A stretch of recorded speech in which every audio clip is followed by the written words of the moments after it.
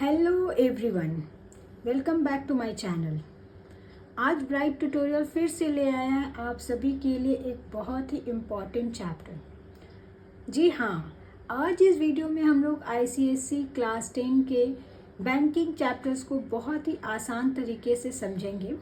अगर आप इस चैप्टर में फुल मार्क्स स्कोर करना चाहते हैं तो इस वीडियो को लास्ट तक विदाउट स्किप किए ज़रूर देखें, ताकि आपको इस चैप्टर से रिलेटेड जो भी डाउट्स है वो क्लियर हो जाए। आगे बढ़ने से पहले अगर आप हमारे चैनल पे नए हैं तो हमारे चैनल को सब्सक्राइब कर लें और पास ही के बेल आइकन को प्रेस कर लें, ताकि आने वाली सारी वीडियो की नोटिफिकेशन आपको टाइम पे मिलती रहे। ये जो चैप्टर है मैथमेटिक्स के यूनिट 1 के कमर्शियल मैथ के चैप्टर नंबर 2 है। ठीक है, इसमें से हर ईयर जो है एक क्वेश्चन आता ही आता है। बहुत इजी सा क्वेश्चन आता है, बहुत ही इजी चैप्टर है। अगर आप वीडियो को विदाउट स्किप किए देखेंगे तो होपफुली आपका जो डाउट है वो क्लियर हो जाएगा और आप जो है पूरे 4 मार्क्स को सिक्योर कर सकते हैं इस चैप्टर के द्वारा। चैप्टर को पढ़ने से पहले हम चैप्टर्स में कुछ इम्पॉर्टेंट चीज़ें हैं जिसको हम लोग जानेंगे। वो इम्पॉर्टेंट चीज़ क्या है, देखिए, हम लोग इस चैप्टर को पढ़ने से पहले टाइप्स ऑफ अकाउंट के बारे में पढ़ेंगे और इम्पॉर्टेंट फॉर्मूला के बारे में पढ़ेंगे। ठीक है, टाइप्स ऑफ अकाउंट, देखिए 4 टाइप के अकाउंट होते हैं। एक होता है सेविंग अकाउंट, एक होता है करंट अकाउंट, एक होता है फिक्स डिपॉजिट और क्यूमुलेटिव डिपॉजिट अकाउंट, और एक होता है रिकरिंग डिपॉजिट अकाउंट।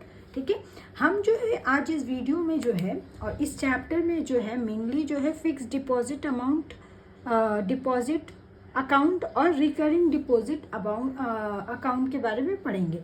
मेनली तो इस चैप्टर में रिकरिंग अकाउंट के बारे में पढ़ते हैं, लेकिन इन दोनों का नॉलेज हम देते हैं। देखिए, फिक्स डिपॉजिट और रिकरिंग डिपॉजिट में क्या डिफरेंस है। फिक्स डिपॉजिट में क्या होता है, फिक्स डिपॉजिट में जो है हम एट अ टाइम हम कुछ पर्टिकुलर या कुछ लमसम अमाउंट जो है पे करते हैं बैंक को। ठीक है, देते हैं, डिपॉजिट करते हैं बैंक में कुछ ईयर के लिए, 1 ईयर 2 ईयर 3 ईयर, कुछ रेट ऑफ इंटरेस्ट के द्वारा।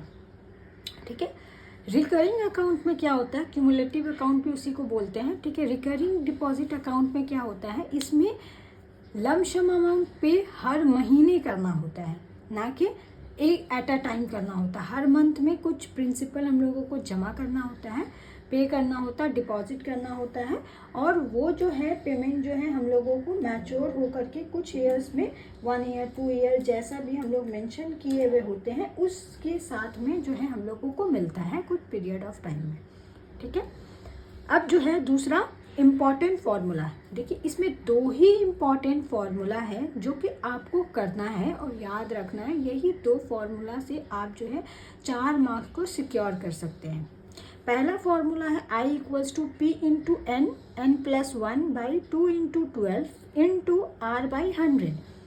P, I, N, R ये सब क्या है ये आगे बताएंगे।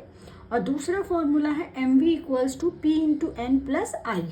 ठीक है, ये note N equals to time है जो कि मंथ में निकालना है हम लोगों को, P इक्वल्स टू प्रिंसिपल है, R इक्वल्स टू रेट है, I इक्वल्स टू इंटरेस्ट है, और MV equals to maturity value है जो कि एक टाइम के बाद हम लोगों को मिलता है। ठीक है, जो आपका प्रिंसिपल आप सबमिट किए हैं उस सबमिट के साथ में जो बैंक आपको इंटरेस्ट दे रहा है वो दोनों को मिला करके हम लोग क्या बोलेंगे, हम लोग ये आपका मैच्योरिटी वैल्यू है। तो चलिए इस 2 फार्मूला से हम लोग कुछ क्वेश्चंस देखते हैं। वो क्वेश्चंस जो है आपका डाउट को क्लियर कर देगा और आपके पूरे 4 मार्क्स को सिक्योर करेगा आने वाले एग्जाम में। चलिए स्टार्ट करते हैं। देखिए पहला क्वेश्चन क्या है, आप लोगों को होपफुली क्लियर दिख रहा होगा। पहला क्वेश्चन क्या है, Sonia had a recurring deposit account in a bank. ठीक है, एक रिकरिंग अकाउंट है बैंक में एंड डिपॉजिटेड ₹600 पर मंथ, और हर मंथ कितना वो दे रही है, 600 रुपीज़, वो 600 रुपये वो पे कर रही है। कितने साल के लिए? 2.5 साल के लिए। अभी मैंने बताया कि रिकरिंग अकाउंट जो होता है वो हर महीने उसमें कुछ अमाउंट पे करना पड़ता है, डिपॉजिट करना पड़ता है। कितने साल तक ये पे करना है? 2.5 साल तक ये पे कर रही है। अगर उसको if the rate of interest was 10% per annum, अगर उसको 10% पर एनम के हिसाब से रेट मिल रहा है तो मैच्योरिटी वैल्यू क्या होगा? तो देखिए सॉल्यूशन क्या है इसका। हम लोग को पहले क्या है? प्रिंसिपल। प्रिंसिपल क्या होता है? जो चीज़ वो सबमिट कर रही है, कितना पैसा डिपॉजिट कर रही है, कितना? हर मंथ में 600। एन कितना है? टाइम कितना है? 2.5 साल। ईयर में 2.5 ईयर है। हम लोगों को एन किस में लेना है? मंथ में लेना है। तो 12 × 2 + 6 मंथ इक्वल्स टू 24 और 6 30 मंथ। ठीक है। रेट कितना दिया हुआ है? 10%। ठीक है। हमको क्या निकालना है? मैच्योरिटी वैल्यू निकालना है। हमको जो निकालना है वो सारा चीज़ हम यहाँ पर लिख लेंगे, जो दिया हुआ जो निकालना है। ठीक है। मैच्योरिटी वैल्यू के लिए हमको क्या निकालना होता है? देखो एम वी इक्वल्स टू क्या होता है? पी एन + आई, पी इंटू एन। ठीक है। आई हमको निकालना होगा तो आई का फॉर्मूला क्या होता है? इंटरेस्ट का formula I equals to P into N +1 by 2 × 12 multiply are by 100, ये फॉर्मूला होता है। तो आई निकालते हैं। आई इक्वल्स टू क्या हो गया? पी कितना है? 600, एन कितना है? 30 और n + 1 कितना हो जाएगा? 31 बाई 2 × 12 इंटू आर कितना है? 10 बाई 100। ठीक है। देखिए 100 से ये कट जाएगा। ठीक है। 2 5 ज़ा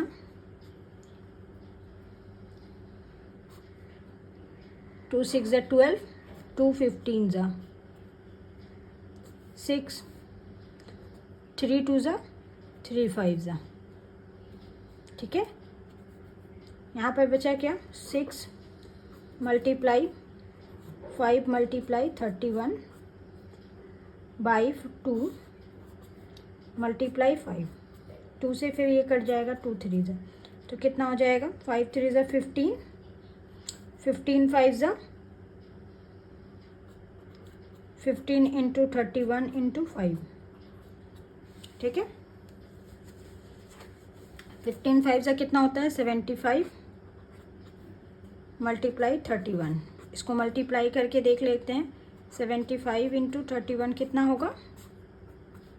5 7 15 कैरी 1 21 22 5 2 3 2 3 2 5। ठीक है। कितना अमाउंट हो गया? इंटरेस्ट कितना मिला? 2325 रुपीज़। मैच्योरिटी वैल्यू निकालने बोला है। मैच्योरिटी वैल्यू क्या होता है? P × n। तो P कितना है? 600 × n कितना है? 30 प्लस I कितना है? 2325। तो कितना हो जाएगा? 18 6 3 ज़ा 18 और 000 18,000 प्लस 2325। इसको ऐड करेंगे तो 5 2 3 10 कैरी 1 2। ठीक है। 20,325 रुपीज़ जो है इंटरेस्ट, ये मैच्योरिटी वैल्यू हो जाएगा। उसको 2.5 साल के बाद उसको कितना मिलेगा? 20,325 रुपीज़ मिलेगा। वो सबमिट कितना कर रही है, उसको इंटरेस्ट कितना मिल रहा है? ठीक है। 2,325 रुपीज़ का उसको इंटरेस्ट मिल रहा है। वो सबमिट कितना कर रही है अगर बात करें तो हर मतलब वो 2.5 साल में कितना अमाउंट, कितना प्रिंसिपल डिपॉजिट कर रही है? तो 18,000 डिपॉजिट कर रही है। तो आंसर क्या हो जाएगा? देयरफॉर मैच्योरिटी वैल्यू कितना है?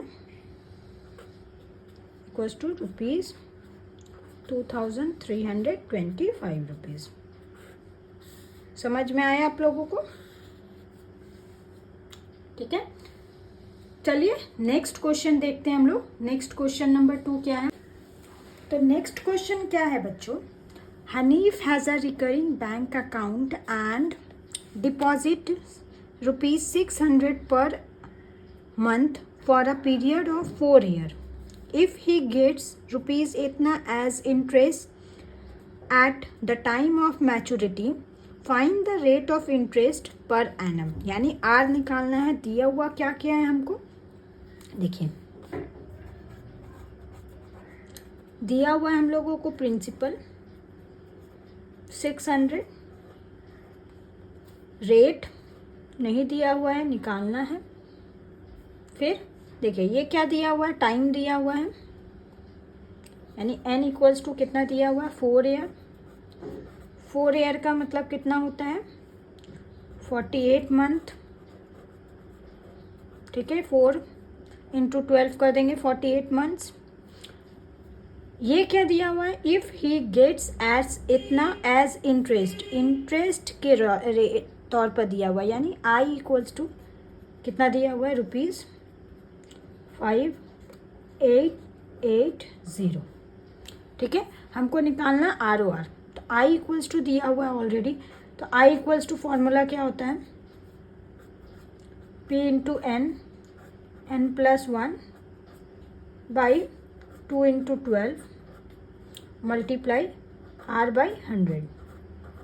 ये होता है i दिया हुआ है 5880, P 600, n 48, n+1 49 by 2 into 12 24 multiply R हमको निकालना है 100।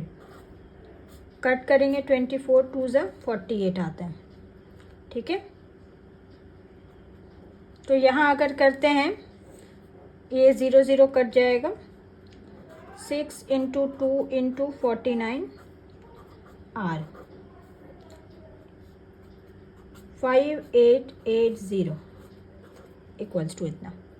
तो 5880 इक्वल्स टू, इन दोनों को मल्टीप्लाई करेंगे 49 इंटू 12, 18 कैरी 1 8 9 49 885, तो कितना आ जाएगा? 588 R आ गया।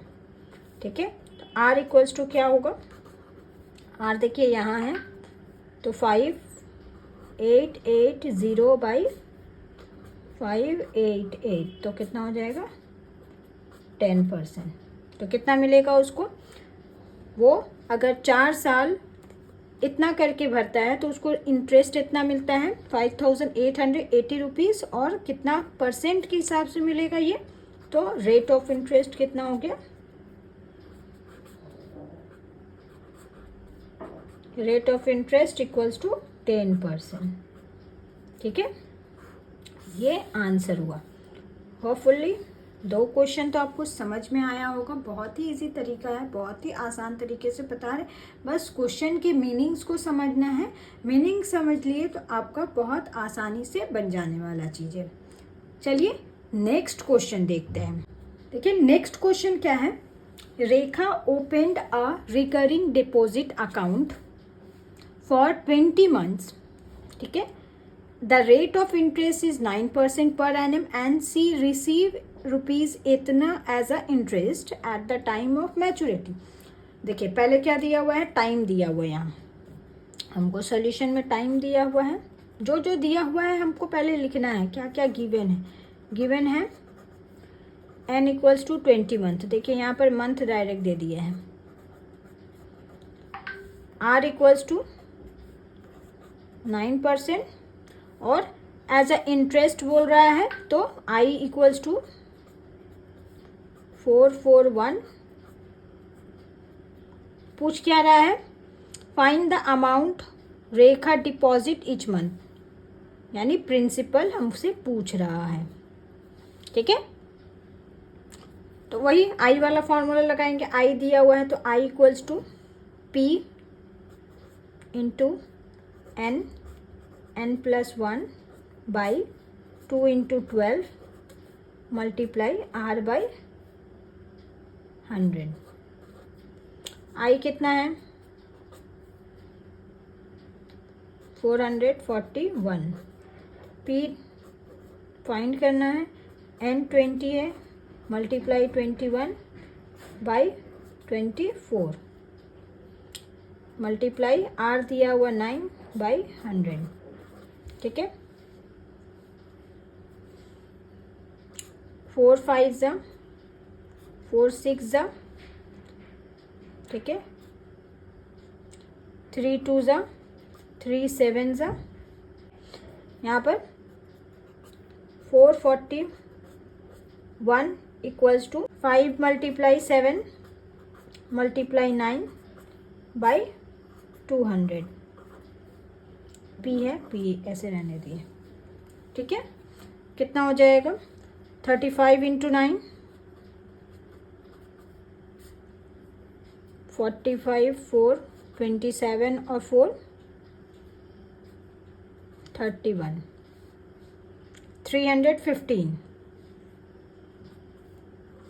315 बाई 200 पी निकालना है हम लोगों को। तो यहाँ 200 चला आएगा, 441 मल्टीप्लाई 200 क्रॉस मल्टीप्लाई हुआ और ये ऊपर है तो यहाँ नीचे चला आएगा, 315 इक्वल्स टू पी। डिवाइड कर सकते हैं, 3 से कर सकते हैं, 3 1 जा 3 0 5 15 105 3 1 जा 3 3 4 जा 12 2 बचे 3 7 जा, फिर 3 से हो सकता है,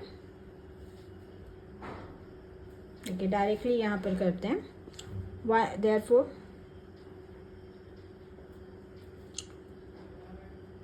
147 multiply 200 by 105 P equals to यहाँ लिख देते हैं। ठीक है, 3 से 3 3 जा 9 3 5 जा 15 3 4 जा 12 3 9 जा, फिर कट जाएगा 7 5 जा 7 7 जा 5 4 जा 0 जा, तो कितना हो गया मल्टीप्लाई तो 280 हो गया रुपीज़। तो उसको ईच मंथ कितना भेजना होगा, find the amount Rekha deposited each month. तो देयरफॉर क्या लिखेंगे, रेखा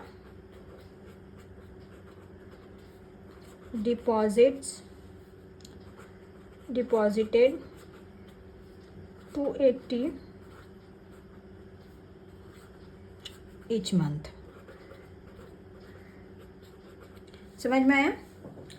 होपफुली आपको समझ में आया होगा ये तीनों क्वेश्चन। अभी देखिए, एक में हम लोग मैच्योरिटी वैल्यू निकाले थे, दूसरा में हम लोग रेट ऑफ इंटरेस्ट निकाले, तीसरा में प्रिंसिपल निकाले।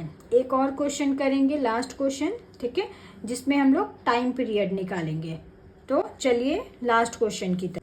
लास्ट क्वेश्चन है, Sohani has a recurring deposit account in a bank of rupees इतना पर मंथ, यानी प्रिंसिपल दिया हुआ। सॉल्यूशन में क्या क्या दिया हुआ वो सारा चीज़ को लिखना हम लोग। प्रिंसिपल दिया हुआ 2000 रुपीज़ का साइन मत भूलिएगा, नहीं तो मार्क्स कट जाएगा। रेट दिया हुआ है 10%। इफ़ शी गेट्स इतना eight the time of maturity, देखिए इतना eight the time of maturity, यानी ये MV दिया हुआ है, यहाँ पर इंटरेस्ट नहीं बोला है, MV दिया हुआ है ₹831,000।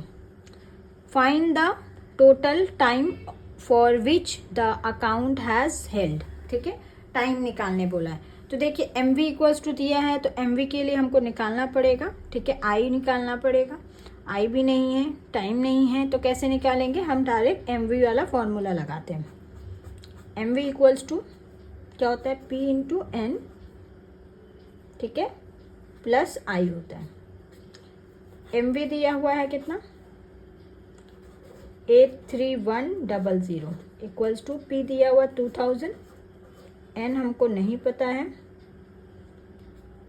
I में हमको नहीं पता, I में P होता है तो P 2000, N 2000, N plus 1 by 24, 2 into 24 multiply R by 100, ठीक है।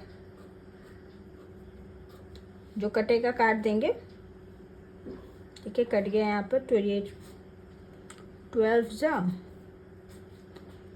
100 जा, फिर कट सकता है 6 जा 50 जा, फिर कट सकता है 3 जा 25 जा, ठीक है।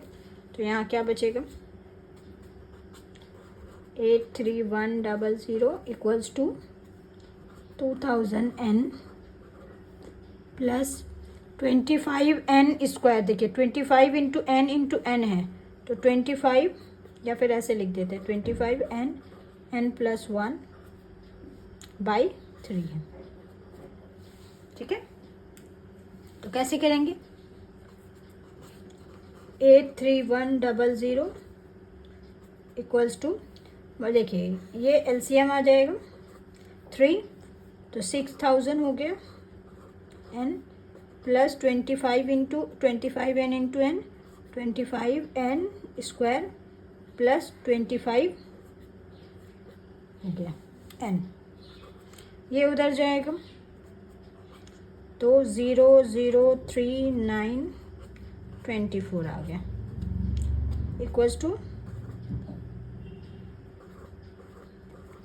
6000, n है तो 6025n एक साथ लिख दे रहे हैं, प्लस 25n स्क्वायर, ठीक है। इसको अरेंज कर लेते हैं, इसको इधर ले आते हैं,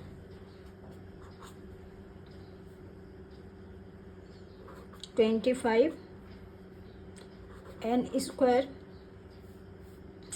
प्लस 6025n माइनस 249300। अब देखिए इसका क्या निकालेंगे, मिडिल एंड फैक्टर निकालेंगे, ठीक है। मिडिल एंड फैक्टर कैसे निकालते हैं बताते हैं आपको। तो देखिए यहाँ पर क्या था, कितना आया था, 25n square plus 6025n minus 249300 equals to 0, ठीक है, इतना आया। तो मिडिल टर्म निकालना है तो देखिए हम कॉमन पहले लेंगे, 25 कॉमन आ सकता है, n स्क्वायर प्लस अगर इसको डिवाइड करते हैं तो 241 आएगा n, माइनस इसको अगर डिवाइड करते हैं तो 9972 आएगा। डिवाइड करके देख लीजिएगा आप लोग, ठीक है, इक्वल्स टू 0। 25 ये मल्टीप्लाई में है तो इधर आएगा तो 0 हो जाएगा, तो हम डायरेक्ट लिख सकते हैं n square equals to n square plus 241 n minus 9972 equals to 0। देखिए हमको मल्टीप्लाई करके 9972 लाना है और माइनस करके 241 लाना है, ठीक है। तो हम लोग 9972 का क्या निकालेंगे, हम लोग मिडिल टर्म निकालते हैं, ठीक है। तो हम लोग कैसे करेंगे, 2 से कर सकते हैं, 9 से भी कर सकते हैं डायरेक्टली, लेकिन ऐसे हम लोगों का अगर देखा जाए तो वैसा नहीं करना चाहिए हम लोगों को, ठीक है। 2 से करके देखते हैं, 2 4 ज़ा 8, 2 9 ज़ा 18, 2 8 ज़ा 16, 2 6 ज़ा 12, फिर 2 से 4 4 ज़ा 8, 9 ज़ा 18, 3 ज़ा,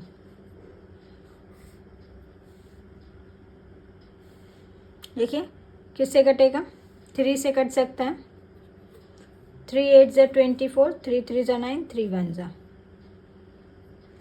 फिर 3 से कट सकता है, 3 3 ज़ा 3 2 ज़ा 6, 2 बचा, 3 7 जा 21, 3 7 जा 21।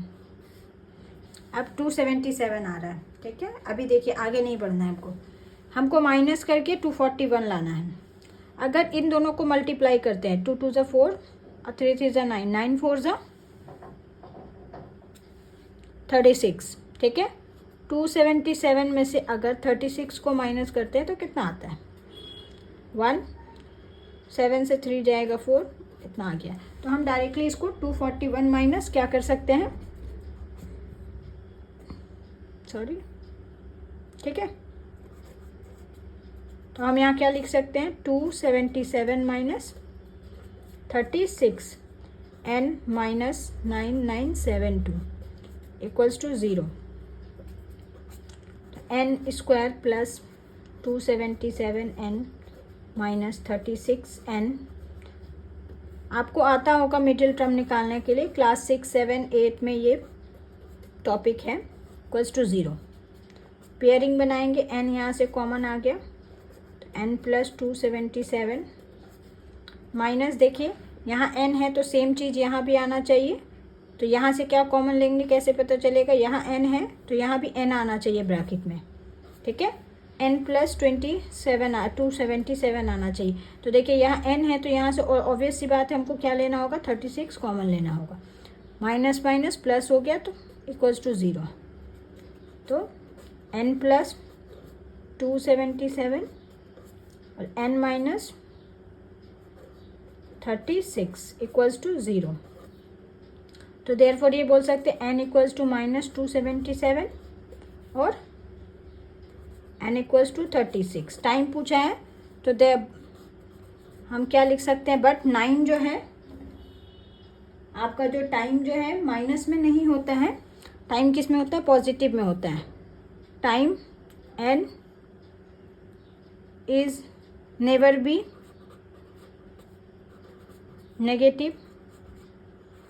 नेगेटिव नहीं हो सकता है। तो हम क्या लिखेंगे, therefore n equals to 36 month.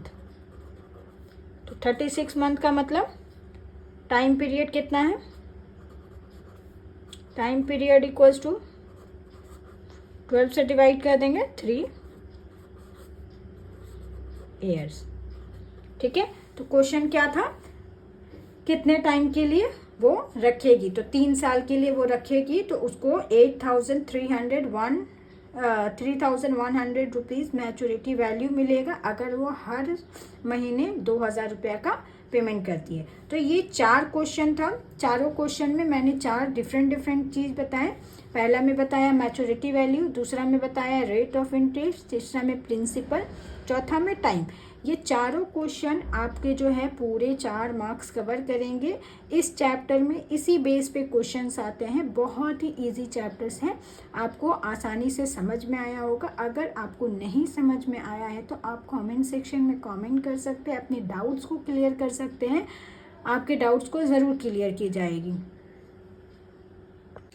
अगर आपको ये वीडियो हेल्पफुल लगे तो लाइक करें, शेयर करें एंड सब्सक्राइब करें हमारे चैनल को, और पास ही के बेल आइकन को प्रेस जरूर कर लीजिएगा ताकि आने वाली सारी वीडियो की नोटिफिकेशन आपको मिलती रहे। नेक्स्ट वीडियो में हम लोग बायोलॉजी का एक चैप्टर एक्सप्लेन करेंगे, तो तब तक के लिए बने रहें और तैयारी अच्छे से करते रहें। बाय।